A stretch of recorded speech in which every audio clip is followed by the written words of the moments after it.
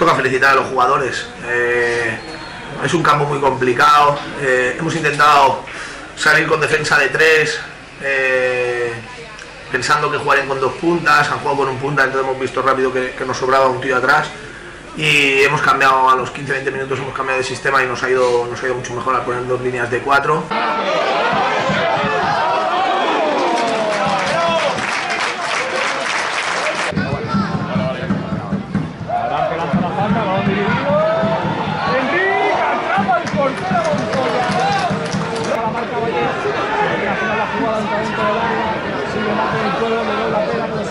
Me voy con un mal sabor de boca porque claro, tienes en el 90 la ocasión más clara del partido, que es un penalti. Pero, oye, chico, lo chuta, lo falla quien lo chuta y no hay nada que decir. Ya la meteremos en la próxima vez, pero sí que es verdad que bueno, hemos tenido en el 90 para llevarnos 3 puntos que nos hubieran ido de maravilla, pero al final creo que el empate también es justo.